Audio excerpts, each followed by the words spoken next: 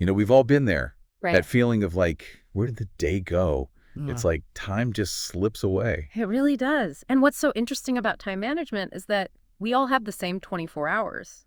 It's not about finding more time. Yeah. It's about using those 24 hours more effectively. So not about cramming more in, but more about being strategic. Exactly. You Yeah, got it. I don't. It's like being the architect of your day instead of just reacting to whatever comes your way. Right. And a good place to start is realizing that not all tasks are created equal. Absolutely. Some things can wait. Some things can't. Mm-hmm. How do we kind of figure that out? That's where the Eisenhower matrix comes in. Okay. This is a simple tool that helps you categorize your tasks based on urgency and importance. I'm a visual learner, so can you paint me a picture of this? Okay, so picture a square Okay. divided into 4 quadrants, Mhm. and you have urgent and important tasks, like Mhm. those deadlines that are breathing down your neck. Yeah. And then there are tasks that are important but not urgent, like those long-term goals. Oh, yeah. Like that dream project. Exactly, like finally learning that new skill. Yes. And then we have the urgent but not important. Okay. These are the distractions. Mm. They seem pressing but don't really move the needle. Like those reply all emails? Yes, exactly. And then finally, the neither urgent nor important tasks. The time wasters. The time wasters. Okay. The things we all know and love to do, but probably shouldn't be doing. Right. Scrolling social media. Right. Binge watching that new show. Exactly. So if we connect this back to the bigger picture, the Eisenhower matrix helps us be honest about where our attention should really be going. It's about making conscious choices. Not just reacting. Exactly. So now that we have our priorities straight, Yeah. how do we actually structure our day to make it all happen? That's where time blocking comes in. Okay. So instead of just having this jumbled to-do list, Yeah. you actually allocate specific blocks of time on your calendar for certain tasks. So actually block out 9 to 11 a.m. for that big project. Exactly. Instead of just hoping that you'll find the time for it. Okay. And maybe then you have an hour blocked out for lunch, and then after that, maybe you have a block for emails or meetings. And the magic really happens when you batch similar tasks together. Okay. So you minimize distractions. Like prepping all your ingredients before you start cooking. You got it. Right. And just like you add a pinch of salt when you're cooking, you also want to sprinkle in some buffer time between your blocks. Buffer time. Yes. What is that? So that's essentially padding between your activities. Even a short break can help you prevent overwhelm and maintain focus. Oh, that's smart. It's Yeah. a mini investment in your future productivity. So we have prioritizing with the Eisenhower matrix, Right. structuring our day with time blocking, Mm-hmm. adding in some buffer time. Right. What else? Yeah. What else can we do? Well, if you're looking to supercharge your focus Oh, yeah. and work with your brain's natural rhythms, Okay. you might want to try the Pomodoro technique. Pomodoro technique. What is that? So this is a time management method where you work in focused intervals, traditionally 25 minutes, separated by short breaks. Okay. So you set a timer, you work without distractions, then you take a 5-minute break, Uh-huh. and then after 4 Pomodoros, you take a longer break. Okay. I like the sound of that, but why those specific intervals? It really taps into our natural attention spans, Yeah. and those short breaks act as like mini resets, Oh. allowing you to come back to the task with renewed focus. It's like sprinting toward the goal instead of running a marathon. You got it. This Pomodoro technique. Mhm. I'd have to try that, Yeah. especially for those tasks I always procrastinate on. What else? What other things can we do to become like time ninjas? This might sound really basic, but it's so important. Okay. It's eliminating distractions. Oh my gosh, tell me about it. Right. The notifications, the emails, the social media. It's a constant battle. It is. And while you can't eliminate every single distraction, Right. the first step is to identify your biggest time wasters. Okay. What are the things that really suck you in? Is it social media? Is it your inbox? And once you know what your triggers are, then you can start to implement strategies to minimize their impact. So like turn off the notifications, Yep. use a website blocker, put my phone in another room while I'm working. Exactly. Okay. Think of it as a gift to your future self. Mm-hmm. Fewer distractions today equals a more productive and less stressed you tomorrow. I like that framing a lot. It's not about deprivation. It's about setting yourself up for success. Exactly. What other distraction-busting ninja moves do you have? You can also set specific times for checking emails and social media instead of constantly reacting. Okay. And you can also schedule what I like to call do not disturb hours Ah. to really protect your most productive time. So we've covered prioritizing, we've Mhm. covered structuring our day, we've covered using the Pomodoro technique, we've covered eliminating distractions. Yes. Is there a final piece to this puzzle? Yes. And this one might seem a bit counterintuitive. Okay. It's learning to say no. Wait, are you telling me to become a hermit and just shut myself off from everyone? No, not at all. Okay. It's about being mindful of your commitments Okay. because overcommitting can lead to burnout Mm-hmm. and it prevents you from dedicating time to the things that really matter. It's really easy to want to please everyone, but then you spread yourself so thin. Exactly. Yeah. And saying no, especially at first, can be tough. Yeah. But when you set boundaries and politely decline requests that don't align with your priorities, Uh-huh. you create space for the things that do. So it's about being selective with your yeses. You got it. Okay.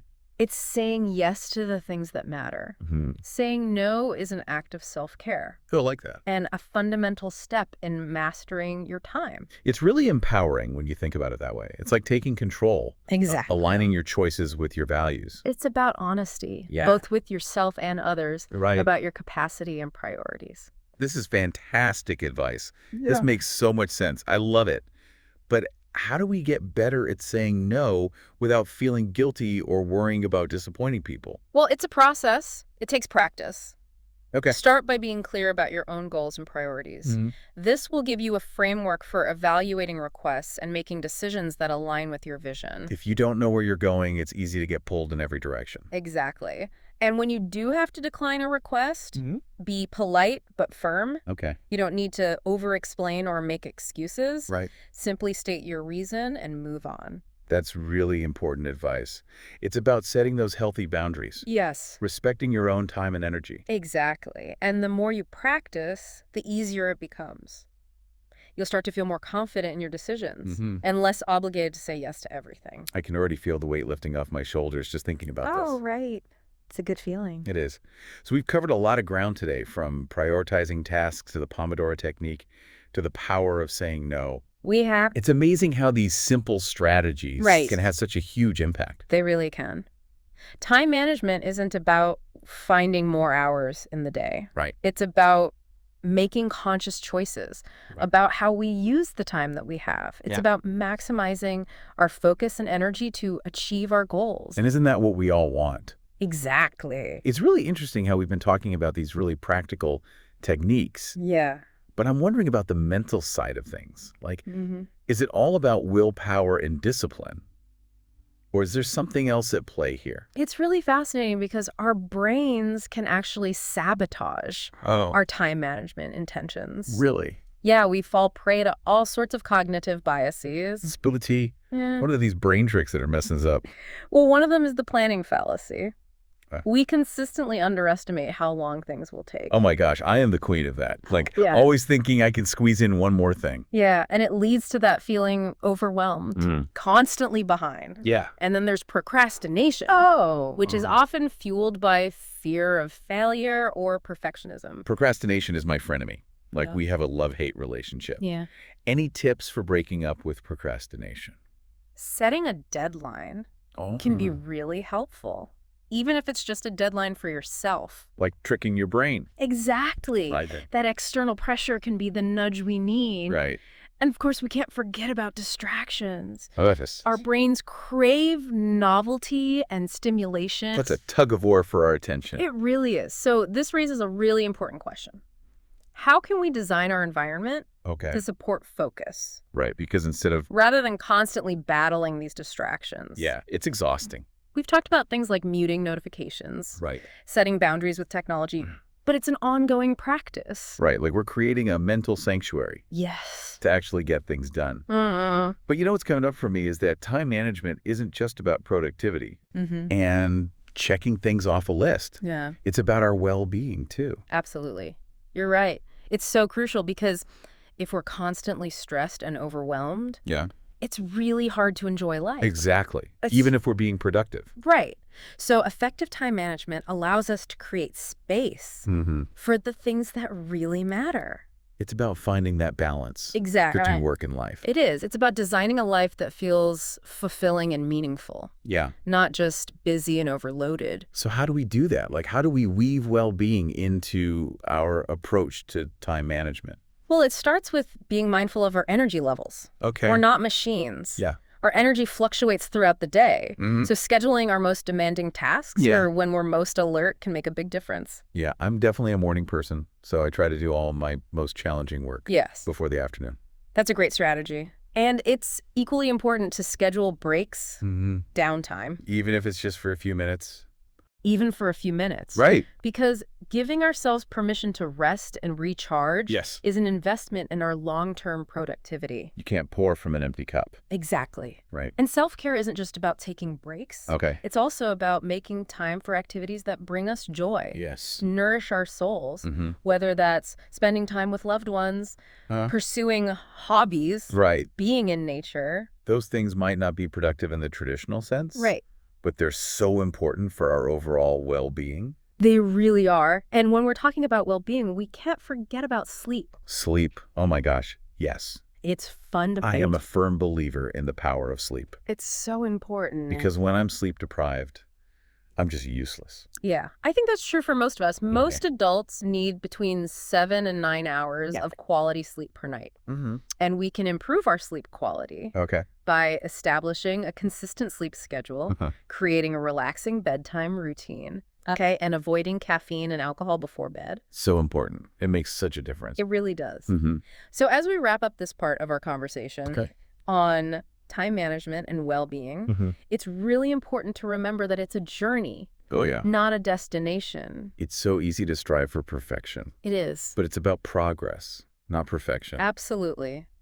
There will be days when we feel like time management ninjas. Right. And there will be days when we're just trying to keep our heads above water. For sure. The key is to be kind to ourselves Yeah. and to keep learning and growing along the way. I love that message of self-compassion. It's so important. We're all human, doing the best we can. Exactly. We've talked about the psychology of time management, the link between time management and well-being, and the power of setting boundaries. So now let's get practical. What are some actual things that we can do to take control of our time? A really simple but effective strategy is starting each day with a plan. Just taking a few minutes to prioritize tasks and schedule your day can make a huge difference. So it's like having a mini strategy session with yourself before you actually start the day. Exactly. It's like setting your intentions. What are the must-dos? What absolutely needs to get done today? When you have that roadmap, you're less likely to get sidetracked by distractions. Makes sense. It's like a GPS for your day. Exactly. And to build on that idea of having a smooth workflow, batching similar tasks together can really boost your productivity. Okay, we talked about that a little bit with time blocking. Right. But it's worth emphasizing. So instead of going back and forth between like writing emails and social media, Right. I would have dedicated time blocks for each. Exactly. You minimize that mental friction of switching back and forth. You can get into a flow state and be so much more efficient. It's like those factories with assembly lines. Exactly. Makes things so much faster. Wow, it does. And speaking of maximizing efficiency, another strategy I highly recommend is automating or delegating tasks whenever possible. I love working smarter, not harder. What kinds of things can we automate or delegate? Think about those repetitive tasks that don't require your unique skills or expertise. Things like scheduling appointments, managing social media, or even responding to certain types of emails. That would free up so much time and energy. It would. It's like having a virtual assistant to handle those lower level tasks. Yeah. So you can focus on the stuff that really matters. I like that a lot. Freeing up time to focus on the things that actually move the needle. Exactly. And as we're talking about optimizing our time, it's important to remember that perfection is not the goal. Right. Because striving for perfection can lead to procrastination and overwhelm. It's so easy to get caught up in wanting things to be perfect, but really it's about progress. Exactly. Some days will be more productive than others, and that's totally fine. That's reassuring. It is. The key is to keep moving forward, One step at a time. one step at a time. I like that a lot. So to wrap up, I want to say a huge thank you to you for sharing all these amazing tips and insights. Roger. I know I've learned so much about how to make my time work for me. I'm so glad. And to our listeners out there, I hope you feel empowered to take control of your time too. Remember, it's not about finding more time. It's about making the most of the time we have. It's about being intentional and creating a life that feels both fulfilling and meaningful. Until next time, stay focused, stay productive, and keep living your best life.